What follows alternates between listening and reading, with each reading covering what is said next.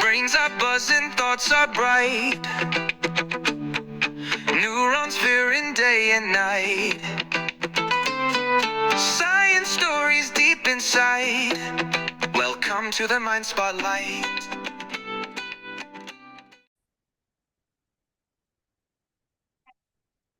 მებით, როგორც წინა ვიდეოებიდან უკვე გავიგეთ, წვავა ინსულტის ყველაზე ხშირი მიზეზი ეს არის სისხლძარღვის დახშობა თრომბით ან ემბოლიით.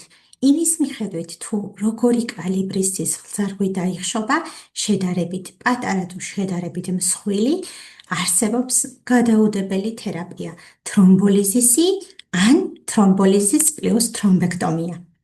პირველი თრომბექტომია გერმანიაში 2008 წელს გაკეთდა. წელს კი უკვე დაახლოებით 16,500 თრომბექტომია კეთდება წელიწადში. და ეს რიცხვი ალბათ ყოველწლიურად იზრდება. შანსი იმისა, რომ დასავლეთ ევროპის ქვეყნებში თრომბექტომიის საჭიროების შემთხვევაში თრომბექტომია მიიღოთ, დაახლოებით 25%-ია. თუმცა შედარებით დაბალი განვითარების ქვეყნებში ეს პროცენტული მაჩვენებელი 0.5-ია.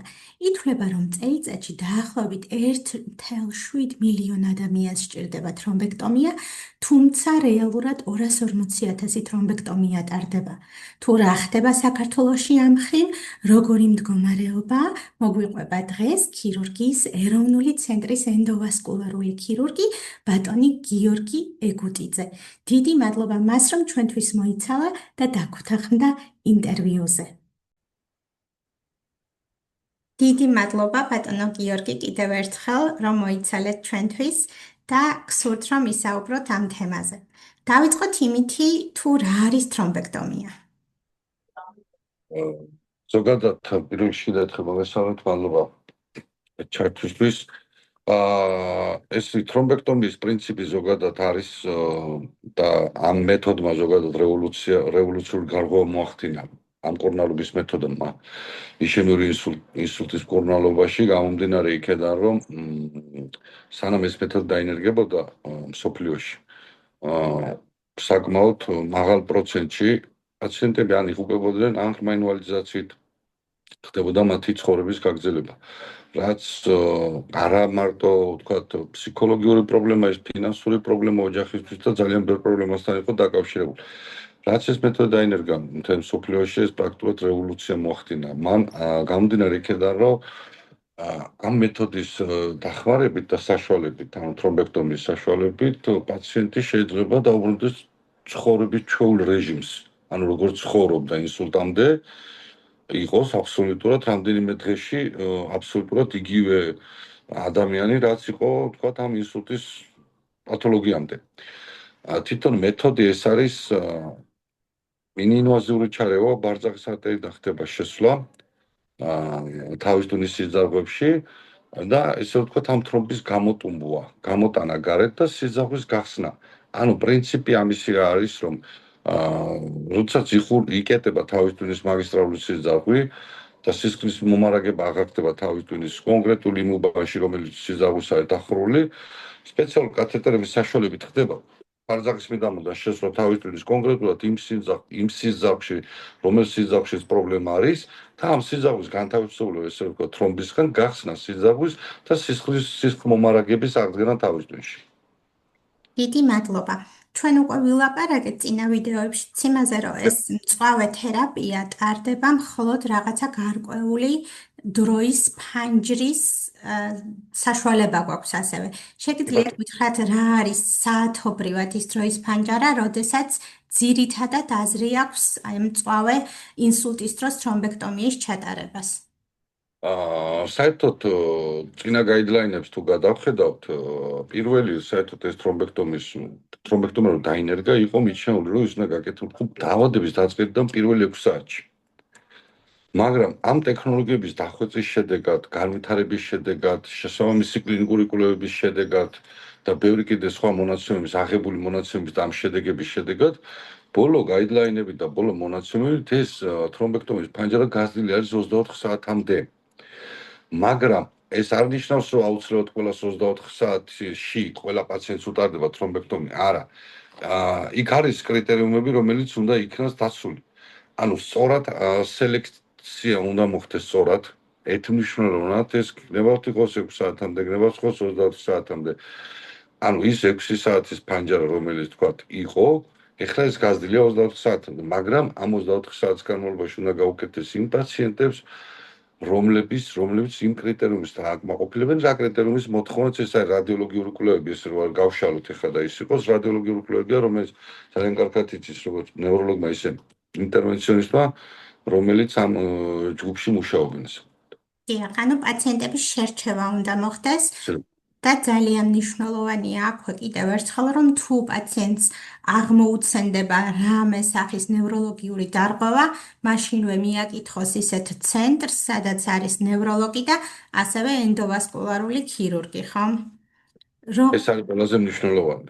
საერთოდ როგორც ნებისმიერ ქირურგიაში, აქ არა მარტო თქვა ენდოვასკულარში, ნებისმიერ ქირურგიაში მოითხოვს მაღალ დონის პროფესიონალიზმს ქირურგის, ანუ ის ვინც აკეთებს და ასევე მოითხოვს გამოცდილებას. უდიდესი მნიშვნელობა აქვს ამას, იმიტომ რომ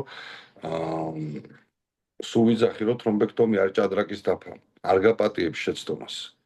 ხელს რომ მოკიდებ, ანუ ნაბიჯს გადადგავ, ნაბიჯს უკან ვეღარ გადმოდგავ. გამორიცხული ვარიანტია, იმიტომ რომ ის მოითხოვს ძალიან მაღალი დონის შესრულებას.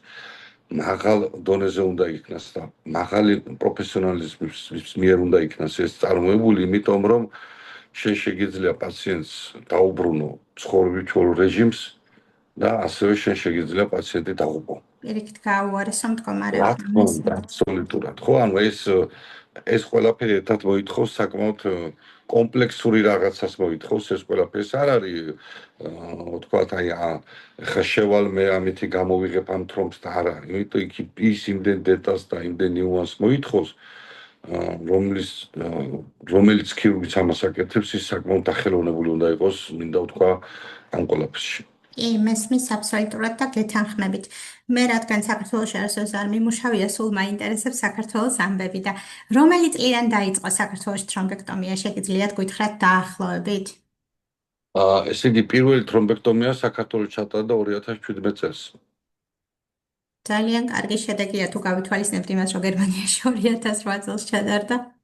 ძალიან 2017 წლის მეორე ნახევარში იქნა წარმოებული პირველი თრომბექტომია და სხვათა შორის გაუკეთდა ახალგაზრდა ქალბატონს, მარჯვენა შიგნითა საძილე არტერია ჰქონდა მას დაკეტილი და სხვათა შორის ძალიან კარგად გაეწერა.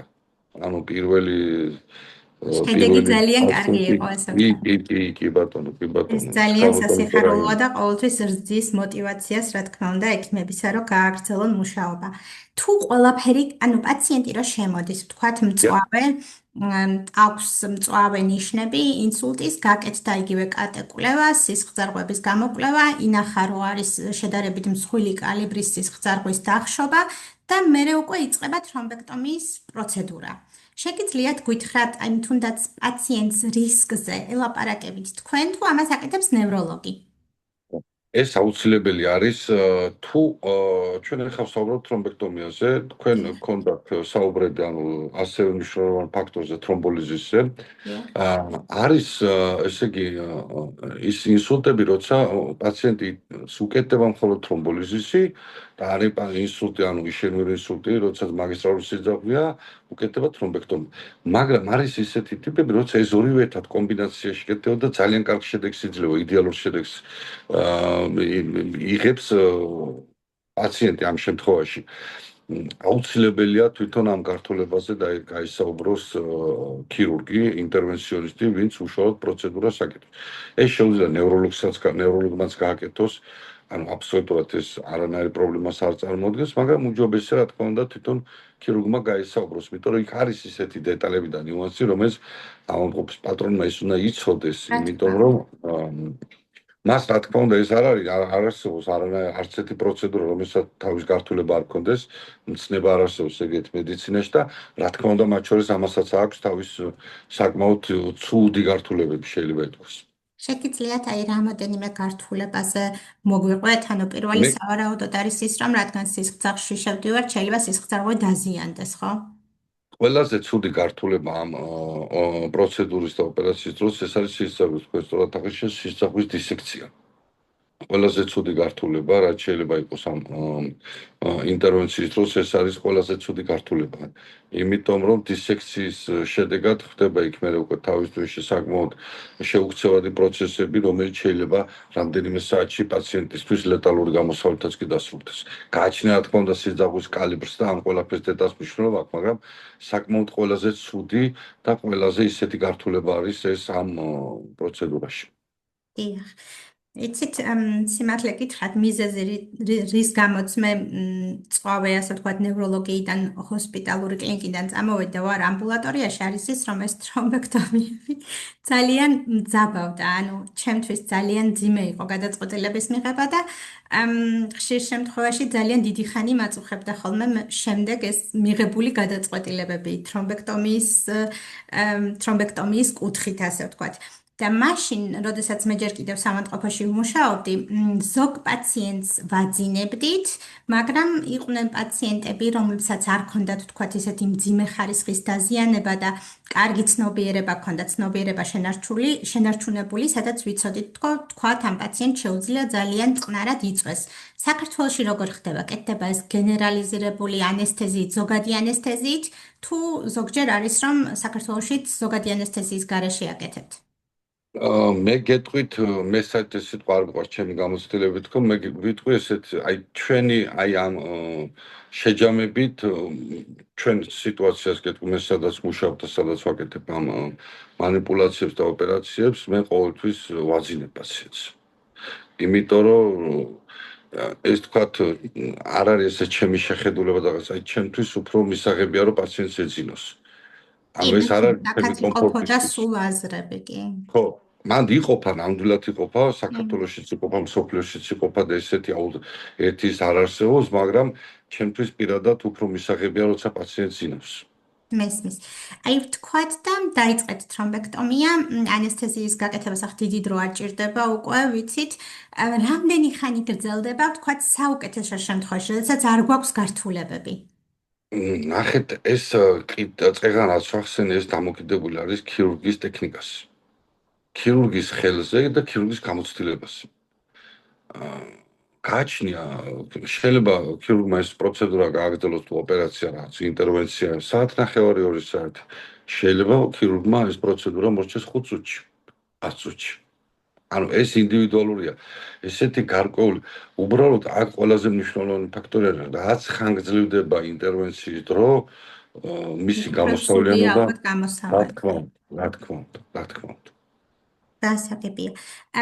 ჩვენ ვიცით წინა ვიდეოებიდანაც ასევე, რომ არსებობს სისხლძარღვები, ვთქვათ, იგივე საძილი არტერიები და გვაქვს უკანა მხარეს სისხლძარღვები, ბაზილარის არტერია.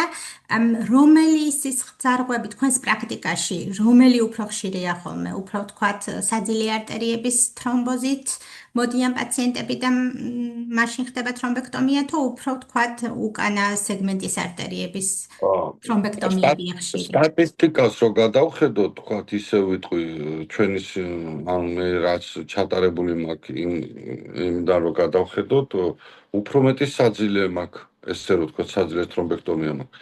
შუა არტერიებიც არის, მაგრამ სტატისტიკის მიხედვით რო გადახედოთ, თქვათ, ხო, მაინც პირველ ადგილს იკავებს შუა არტერიის თრომბოზები. მერე მოდის შიგნითა საძილე არტერიის თრომბოზები, მერე მოდის უკანა ცირკულაციის, ანუ ბაზილარული არტერიის თრომბოზები და მოდის მერე უკვე წინა არტერიის თრომბოზები. ანუ ბოლო ადგილს იკავებს მაინც წინა არტერიები. თქვენს პრაქტიკაში წინა არტერიების თრომბექტომიაც ყოფილა ჩატარებული? დაახლოებით მექნება გაკეთებული ერთი, კი. ძალიან საინტერესო, იმიტომ რომ შედარებით იშვიათია ხოლმე. შეგიძლიათ გითხრათ, რეგიონებში თუ ხდება თრომბექტომია თქვენი ინფორმაციით? კი, რეგიონებში არის თრომბექტომიები, არის ქუთაისში კეთდება, ბათუმში კეთდება, ნუ კახეთში არ კეთდება სამწუხაროდ და რაც პრობლემაა ჩემი აზრით. რა თქმა უნდა, კი. მცხეთაში კეთდება და ნუ თბილისში რა თქმა უნდა. ძალიან კარგი. და ცოტაოდენი რამ რო გითხრათ შედეგებზე, ანუ უკვე გავიგეთ, რომ ამ დროს ყველაზე მაღალია იმის შანსი, ასე ვთქვათ, რომ პაციენტი დაუბრუნდეს ინსულტის მდელ მდგომარეობას და სრულიად აღდგეს ეს ნევროლოგიური ჩივილები, მაგრამ როგორ ხდება პრაქტიკაში? პრაქტიკაში კიდე ერთხელ გავიმეორებ და კიდე ერთხელ ვიტყვი, დამოკიდებულია ქირურგიულ ტექნიკაზე. უდიდესი მნიშვნელობა აქვს ჩემი აზრით ქირურგიული ტექნიკას, მის გაკეთებას, როგორ გაკეთდება თვითონ ეს შესრულდება, ესე რომ ვთქვათ, ტექნიკურად, იმიტომ რომ ეს დამოკიდებულია თუ სწორად მოხდა სელექცია და სწორად შეერჩეული პაციენტი და თუ ტექნიკურად სწორად გაკეთდა, ლოგიკურად შედეგიც კარგი იქნება. თუ რომელიმე რგოლი ირღვევა, არასწორი სელექცია მოხდა, ან ტექნიკურად არასწორად არის წარმოებული, შესაბამისად შედეგი იქ ვერ იქნება. გასაგებია. თქვენი აზრით, რა არის, ვთქვათ, იგივე განვითარების საშუალება კიდევ? ანუ ალბათ არის კიდევ მეთოდები, რომლებიც უფრო დაიხვეწება, ხო? იგივე სტენტები, რომლებსაც თქვენ იყენებთ, ან მეთოდები, ფიქრობთ, რომ უკვე მიაღწია თრომბექტომია იმ დონეს, როდესაც აღარ განვითარდება, თუ არის იქ საშუალება, რომ კიდე დაიხვეწოს, რათა უფრო მეტი სარგებელი მოიტანოს პაციენტისთვის? ჩემი აზრით მოუწურავი მიმართულება კონკრეტულად ნეიროინტერვენციაში ეს მიმართული ვარ თრომბექტომია და სულ ვიძახი რომ თრომბექტომიის გაკეთების დროს არის გვირაბი, სადაც ჩუქი არ არის. და ანუ შესასვლელი ჩანს გვირაბის და გვირაბის ბოლოს ვერ ხედავ. და მიდიხარ ბრმად. ანუ ამ გზას გადიხარ. და შენ შეგიძლია თქვა ამ გზის ბოლოს ან გადავარდე, ან გახვიდე ნათელ მხარეს. იგივე მაგალითი ეგეც. და ამიტომ თრომბექტომიის ამოუწურავი რესურსი აქვს ჩემი აზრით და მას კიდე ბევრი პოტენციალი აქვს განვითარების. დიდი მადლობა. და ბოლო კითხვა კიდე თრომბექტომიის პაციენტებს, ანუ მას შემდეგ რაც თრომბექტომია გააკეთეთ, ალბათ ელოდებით როგორ გაიღვიძებენ პაციენტები და გაქვთ მასთან კომუნიკაცია, ხო? ანუ შემდგომ რას ურჩევთ პაციენტებს თრომბექტომიის შემდეგ, თუ არის რამე რჩევები, რასაც აძლევთ ხოლმე პაციენტებს? პაციენტს აუცილებლად ვაძლევ რჩევებს და მნიშვნელოვანი ფაქტორი არის, რომ ვიპოვოთ მიზეზი, რამ გამოიწვია ინსულტი. ხო, რომ კვლავ ისეთ განმეორებითი რისკის წინაშე არ დადგეს პაციენტი, რომ ვთქვათ, კიდე დაემართოს ეს ვერაგი დაავადება. ამიტომ ყველაზე მთავარი არის, რომ ვიპოვოთ მიზეზი, რომ ჩვენ იმ მიზეზს უმკურნალოთ და დავიწყოთ მისი მკურნალობა, ესე რომ ვთქვათ, რომ ისევ არ დადგეს პაციენტი ამ რისკის წინაშე. სტანდარტულად დანარჩენს ახლა სტანდარტულად ცხოვრების ჯანსაღი წესი, რა თქმა უნდა, არა ალკოჰოლი და არა თამბაქო. რაც ყველაზე ცუდია და ჩვენ ძირითადად მიმართული ვართ უფრო რომ მიზეზი ვნახოთ ჩვენ რომ პაციენტი დაცული იყოს ჩვენგან უკვე როცა წავა. გასაგებია. დიდი მადლობა ასეთი ამომწურავი პასუხებისთვის. გემშვიდობებით. მადლობა და მადლობა თქვენ. ასე. მადლობა. უყურეთ ჩვენ სხვა ვიდეოებსაც, გამოიწერეთ ჩვენი არხი. გემშვიდობებით.